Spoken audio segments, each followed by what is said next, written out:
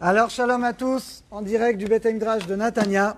Et on est aujourd'hui dans le 7e cours, Orchot Tzadikim, concernant la Gava, l'orgueil.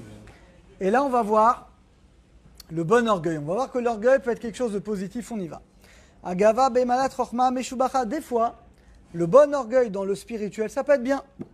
Kim Bezo et Talel, dit le verset, la seule chose de quoi on doit se louer, c'est de remercier et de louer Hachem. Yossi Foda laboré, on doit rajouter le remerciement Hachem. Gam Dea Veskel Midot Ovot, on doit rajouter des bonnes midot, du remerciement. Modéani Lefanecha, je te remercie Hachem.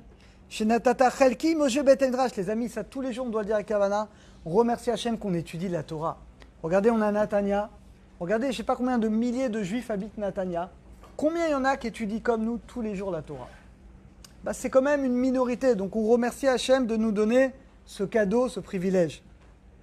L'homme Moshe Kranot, on n'est pas dans les bistrots, on n'est pas dans les parties de poker, mais on est dans l'étude de la Torah. Ashrenu, heureux on est, Matov Relkenu, quelle est bonne notre part. Vaikba libo bedark Hachem, mon cœur doit s'enorgueillir pour servir Hachem. Ki adam ikaroua rugevale binyano lamaba. Shilo explique, et là les amis, regardez. On doit prendre l'exemple de l'argent. Dans l'argent, c'est rare qu'un homme se contente de ce qu'il a, il veut toujours plus. Et bien dans la Torah, dans le spirituel, les amis, on ne doit jamais se contenter, on doit toujours vouloir plus. Lo yomar dai, tu ne dois pas dire ça y est, ça me suffit. Moi je prie Béminyan, j'étudie, je fais ma petite Torah une demi-heure par jour. Non, pourquoi tu te suffis du minimum? Non, tu dois vouloir faire plus. Et là, imad benav comme aseo. Mais tes actions à tes yeux, ça doit être quelque chose de petit. Vatikba nafsho pour que tu aies toujours l'envie de faire plus. Vitrem benafsho kemokatsa mavodat. Et tu dois être triste, tu dois te plaindre de faire pas assez.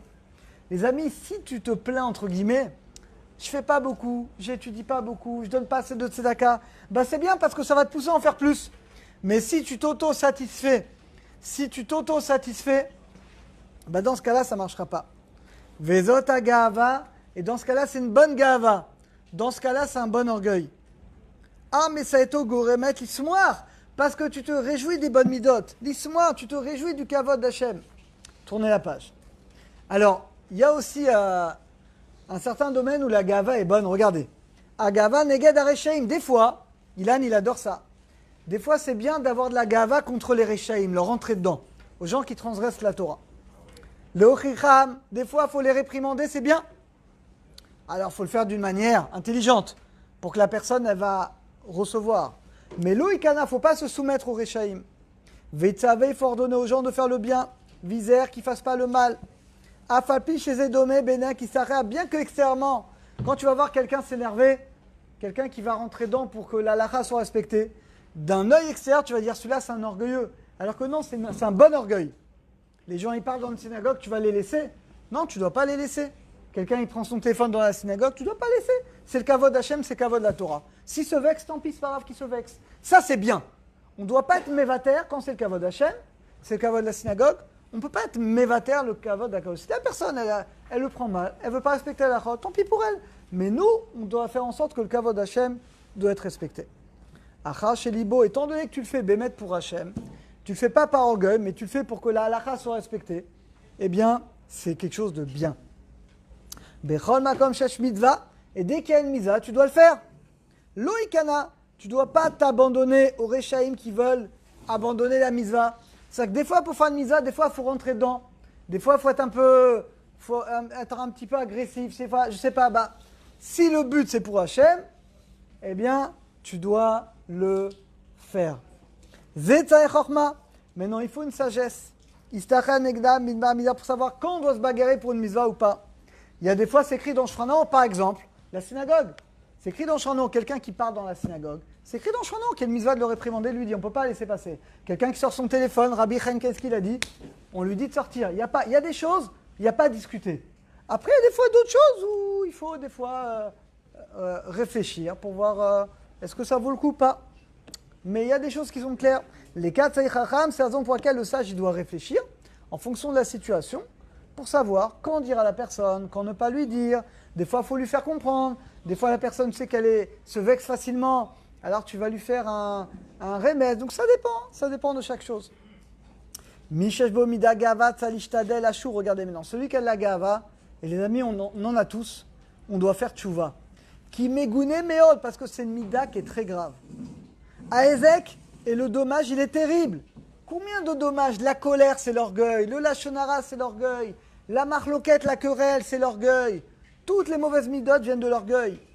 L'efficace, salitrachek, c'est la raison pour laquelle on doit s'éloigner au maximum de l'orgueil. Qui a gava, meviadam, et shever, veshiflout. Car la gava, elle amène l'homme à tomber. Comme c'est écrit Gavat Adam, tashpilenu. L'orgueil d'un homme le fait tomber. Ani cherfafi mechosrel, comme Goliath.